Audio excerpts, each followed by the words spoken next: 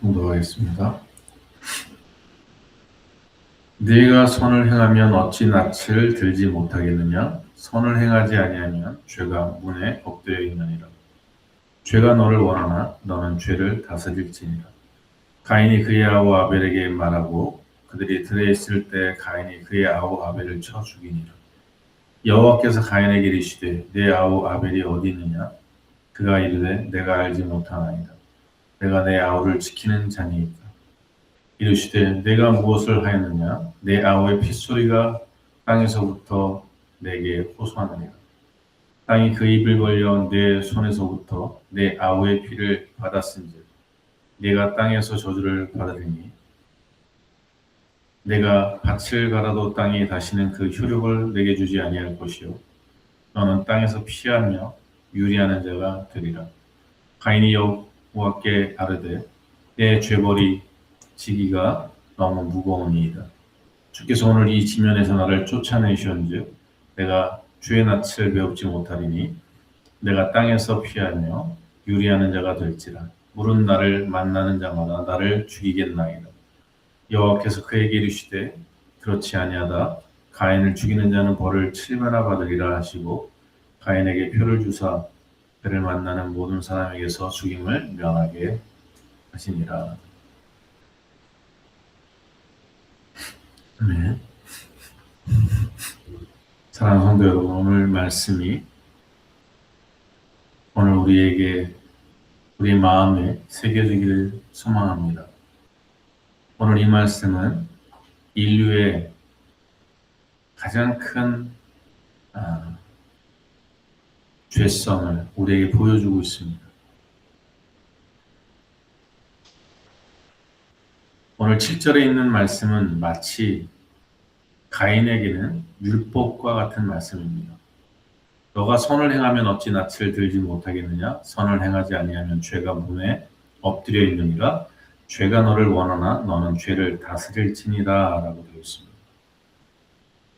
지금 하나님께서 그 마음을 아시고 그에게 이 말씀을 던져주신 것은 그 말씀을 기억하고 그것이 너의 마음의 율법이 돼서 너의 마음속에 동생을 죽이고 싶은 마음이 생기고 죄를 지고 싶을 때 하나님께서 죄를 다스려라 그랬지 선을 행하지 아니하면 죄가 엎드린다 그랬지 지금 죄가 나를 미혹하고 있구나.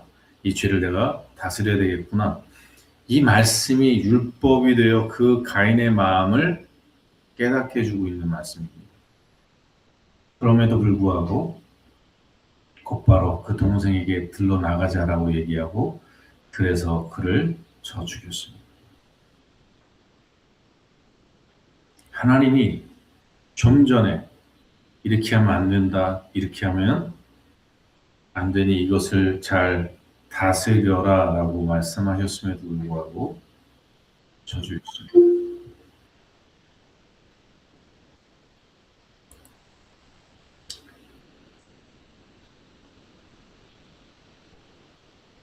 오늘 인류의 이 죄성이 오늘 이 가인의 모습에서 드러납니다. 하나님이 말씀해 주시고 하나님이 분명히 너가 선을 행하지 아니하면 너의 얼굴을 왜 들지 못하냐? 선을 행하지 아니하면 죄가 문에 엎드린다. 그러나 그 죄를 다스려라. 그 죄가 너를 삼키기 위하여 너를 요구한다. 여기서 너를 원한다는 얘기는 너를 삼키길 원한다는 말입니다. 그러나 그것을 다스려라 라고 말씀하셨는데 그것을 다스리는커녕 곧바로 나가서 죄를 범합니다. 동생을, 형제를, 하나밖에 없는 동생을 쳐 죽입니다. 사랑하는 성도 여러분, 왜 유대인들이 멸망할 수밖에 없었냐면 그들은 율법주의자가 되어서 하나님의 율법을 갖고 있었습니다. 하나님이 이렇게 행하라 저렇게 행하라 십계명을 주시고 그들에게 계명을 주셨습니다. 그러나 그 계명은 그들을 변화시킬 수가 없습니다. 여러분 성경을 100도하고 200도하면 여러분이 변화될 것 같다고 생각하십니까? 이게 오늘날 교회의 병폐입니다. 하나님의 말씀을 이렇게 직접 들었어도 곧바로 나가서 동생을 쳐 죽이는 게 인간의 죄성입니다. 결코 우리는 안다고 지킬 수 있는 존재가 아닙니다. 율법을 알고 성경을 안다고 해서 그것을 지킬 수 있는 사람들이 아닙니다.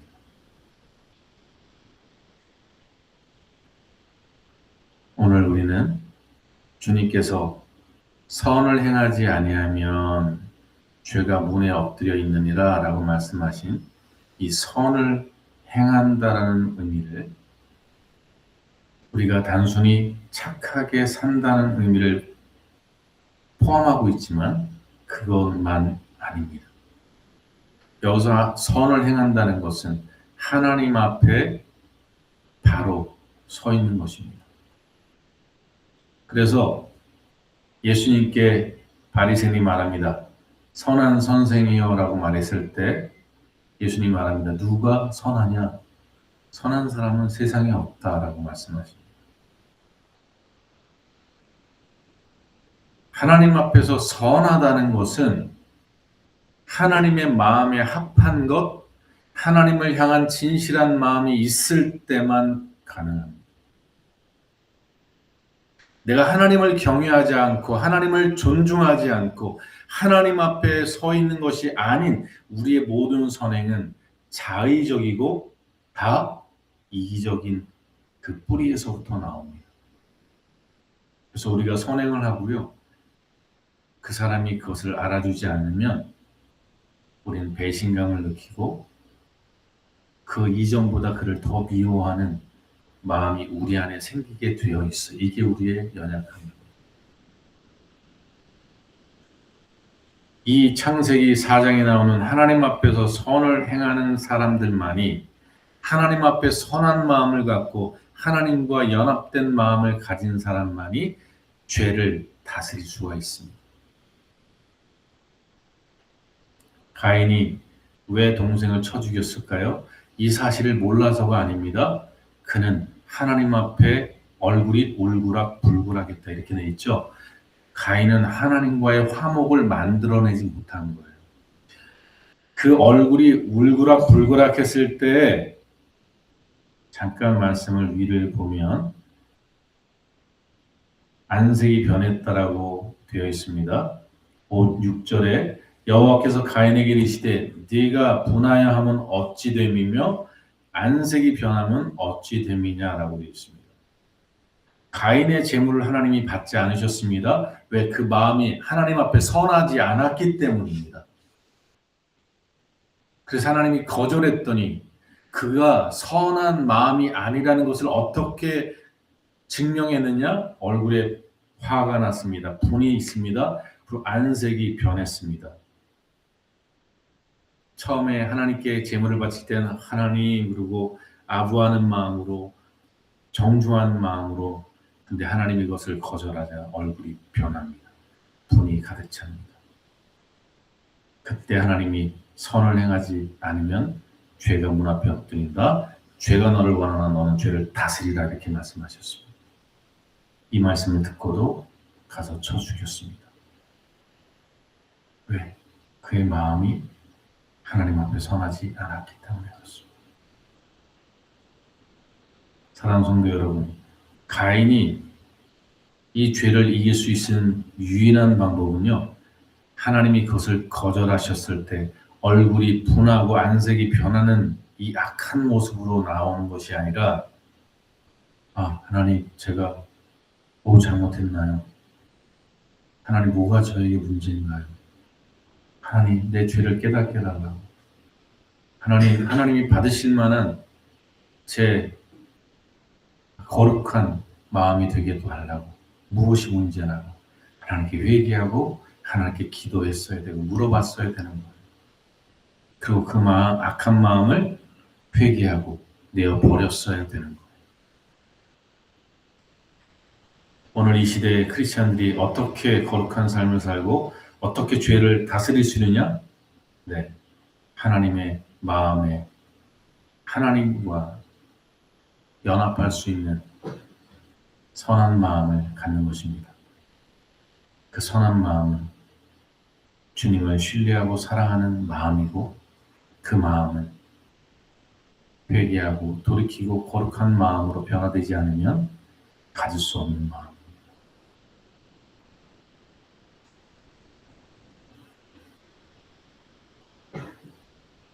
그리고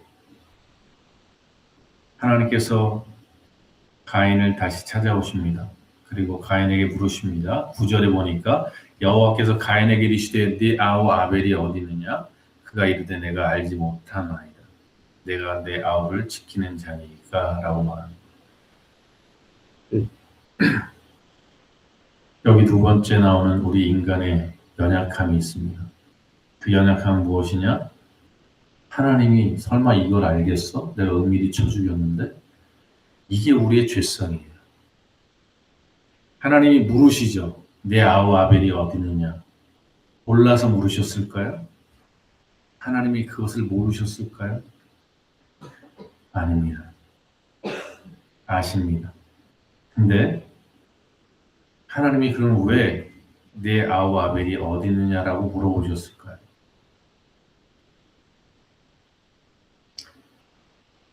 여러분, 아벨은 형의 손에 맞아 죽었습니다. 불행하죠.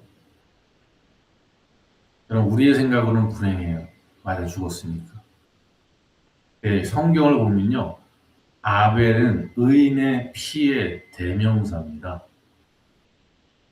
다시 말하면 하나님의 나라의 순교자의 넘버 원이 아벨이에요. 죽었지만 복받은 사람이에요.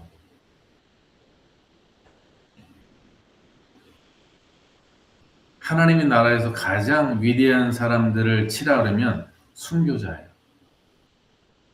근데 아벨은 그와 다를 바 없는 죽었으나 하나님과 함께하는 축복을 누리는 사람이 된 거예요. 아벨은 인류의 첫 죽임을 당한 사람인 뿐만 아니라 에덴 동산에 제일 처음 입성한 하나님의 사람이에요. 우리가 볼 땐 맞아 죽은 사람이지만 하나님의 입장에서는 가장 먼저 1등으로 하나님의 낙원에 입성한 분이고 하나님과 함께 동행하는 사람이 된 거예요. 그러기에 하나님에게 있어서 아벨은 문제가 안 돼요. 왜? 아벨은 이미 하나님의 품에 있으니까. 지금 하나님 왜 물으셨냐? 가인에게 기회를 주는 거예요. 너 이거 훔쳤니? 너가 이거 가져갔니? 라고 묻는 것은 우리는 모르지만 하나님은 아시는데 물어보는 거예요. 그때 양심의 가책을 받고 내가 훔쳤어요 라고 말하는 게 살 길인 거예요. 가인이 뻔뻔하게 말합니다. 내가 동생을 지키는 사람입니까? 나 알지 못해요 라고 말합니다. 이게 우리의 완악함이고 우리의 불행인 거예요. 하나님이 물어보실 땐 기회예요. 너가 동생 어디 있냐라고 물어보셨을 때 왜 이렇게 묻지 않았는지 생각해 보셨나요? 너 어떻게 네 동생을 쳐 죽일 수 있어? 라고 말하지 않으시고 네 동생 어디 있느냐라고 물어보고 자의적 회개를 바라시는 거예요. 하나님, 나 어떻게 해요? 내가 분을 참지 못하고 내 동생을 쳐 죽였어요. 나는 쳐 죽여 마땅한 죄인입니다. 하나님 나 죽여주세요. 라고 말하는 것이 합당한 거예요. 마치 베드로가 예수님의 기적을 만나고 나서 주님 나는 죄인입니다. 나를 떠나소서라고 말했던 베드로의 마음처럼 그 양심의 가책이 있었어야 되고 그 하나님의 그 빛 앞에 회개했어야 되는 거예요. 이때 기회를 또 놓칩니다. 뻔뻔하게 내가 너를 지키는 자이니까 라고 말합니다. 그때 하나님이 비로소 뭐라고 말합니까? 네가 무엇을 하였느냐? 내 아우의 핏소리가 땅에서부터 내게 호소하느니라 라고 했습니다. 하나님이 이미 그 핏소리를 듣고 오신 거예요. 하나님이 우리의 지금 죄를 알고 계신 거예요.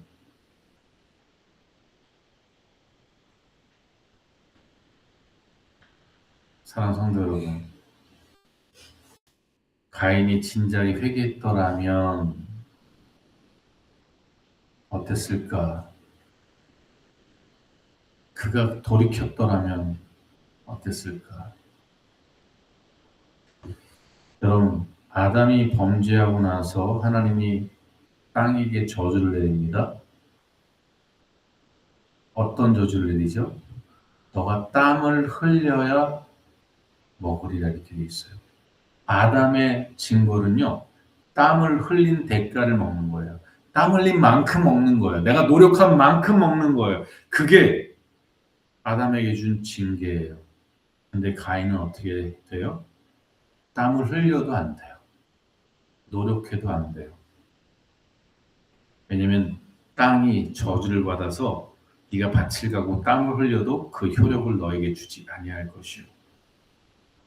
네가 땅에서 저주를 받으리니라.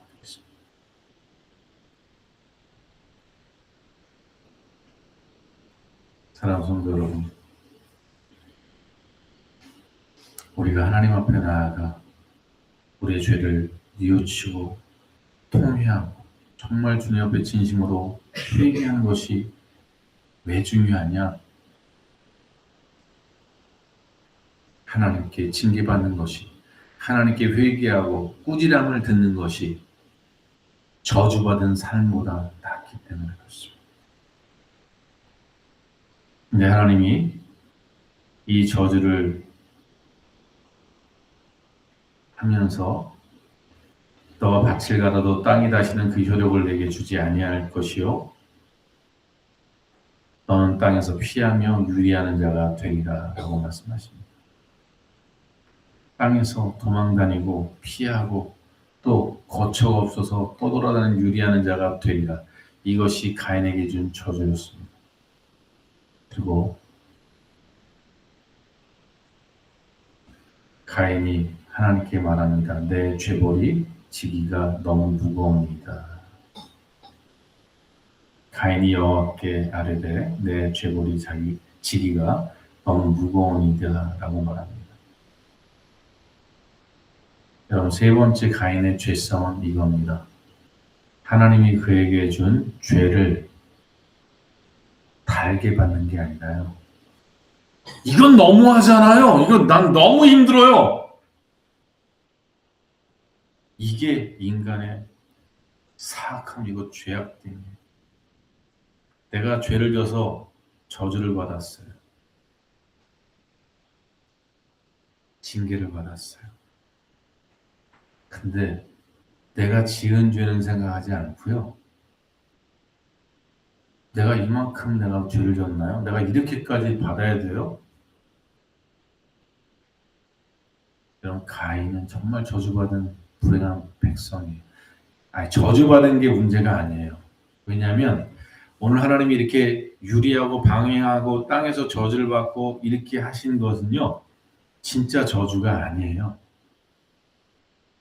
그것을 통해서 우리가 그 죄에 대해서 정말 뉘우치고 내가 정말 이런 죄를 지으면 안 되겠구나. 내가 더 이상 이런 죄 가운데 살면 안 되겠구나. 그리고 하나님 앞에 내가 너무나 큰 죄를 졌구나. 뉘우치고 돌이키라고 하나님이 징계를 주시고 이 저주를 허락했는데 나 이거 너무 무거워요. 나 이거 좀 더 가볍게 해주세요.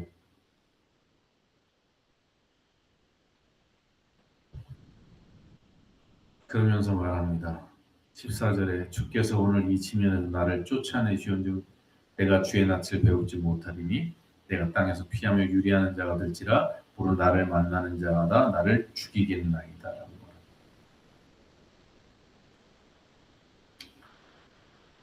나를 쫓아내시온즉 내가 주의 낯을 배우지 못하리니 내가 땅에서 피하며 유리하는 자가 될지라 라고 되어 있습니다. 네, 여러분, 이 말이 다 맞습니까? 우리 인간의 죄성의 이 다섯 번째는요, 하나님의 말씀을 더하거나 빼는 거예요. 하나님이 저주하신 게 뭐죠? 밭이 너에게 효력을 주지 않고 땅에서 유리하며 피하는 자가 되리라라고 말했지, 주의 낯을 배웁지 못하게 하고 하나님의 얼굴을 보지 못하게 하지 않으셨어요. 하나님 그런 얘기 하지 않으셨어요. 왜냐하면 하나님은 그가 회개하고 돌아오기를, 집 나간 탕자가 그 죄 가운데서 돌아오기를, 죽었다 살아나기를 기다리신 분이세요. 하나님이 왜 이 저주와 이 징계를 그에게 허락하셨느냐? 그것을 통해서 하나님 앞에 회개하고 그 죄의 값을 치르고 그 죄에 대한 이 죄가 이렇게 무서운 거구나, 죄를 지면 안 되구나, 이렇게 죄에 대한 경각심을 갖게 하시기 위해서 징계하시는데, 죄는 줄이려고 하고 그 징계를 받지 않으려고 그래요. 자기는 동생을 쳐 죽였으나 자기는 또 안 죽으려고 그래요.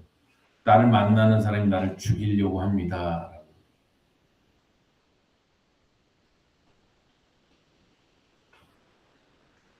그때 하나님이 말씀하십니다. 여호와께서 그에게 이르시되 그렇지 아니하다. 가인을 죽이는 자는 벌을 7배나 받으리라 하시고 가인에게 표를 주사 그를 만나는 모든 사람에게 죽임을 명하게 하시니라 라고 되어 있습니다. 사랑하는 성도 여러분, 오늘 이 15절 말씀이 우리에게 깨달음이 되길 원합니다. 여러분, 아벨을 죽인 사람이에요. 여러분, 구약에 하나님이 율법을 이스라엘 백성들에게 주시죠. 레위기에 보면 그 레위기에 보면 사람을 쳐 죽인 사람은 어떻게 한다고 되어 있죠? 똑같이 쳐 죽여요. 눈에는 눈, 이에는 이예요. 근데 지금 하나님이 가인을 뭐하고 계신 거죠? 사실 징계를 주고 그 죄값을 주시지만 죽임을 당하지 않게 하세요. 왜 그럴까요? 만일 이렇게 죄 가운데 회개하지 않고 죄 가운데 살다가 누구한테 맞아 죽었어요. 이 사람은, 가인은 영원한 지옥이에요. 영원한 지옥이에요.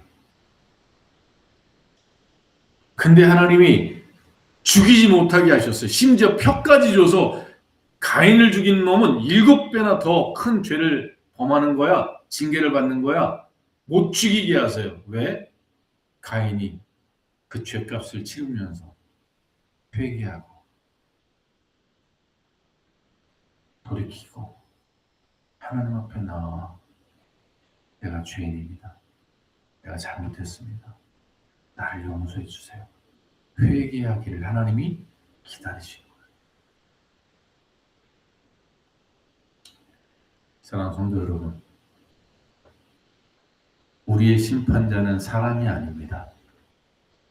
사람이 해봤자 우리 육신밖에 못 죽여요. 근데 하나님은 우리 영혼을 죽이십니다. 영원한 지옥으로.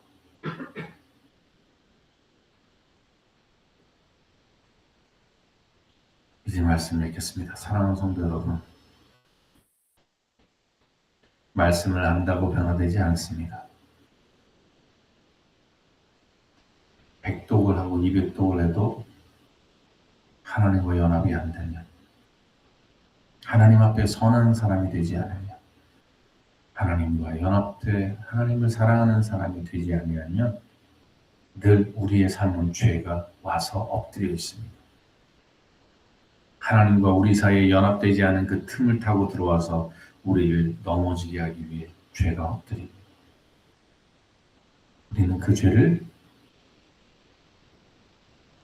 다스릴 수 없습니다.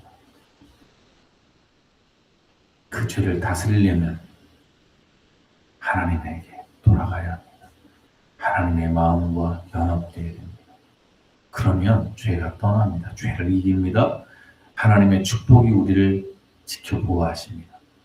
가인은 그 죄를 다스리지 못하고 범죄함으로 하나님께 저주받고 유리하고 떨어다니고 효력을 내지 못하는 삶을 살았지만 하나님을 사랑하고 하나님을 의지하는 자들은, 여러분, 요셉은, 이삭은요, 기근의 때에 100배의 수확을 낼 수 있도록 하나님이 은혜를 베풀어 주셨습니다. 세상의 모든 것은 하나님의 주권, 하나님이 통치하신다는 사실을 기억하십시오.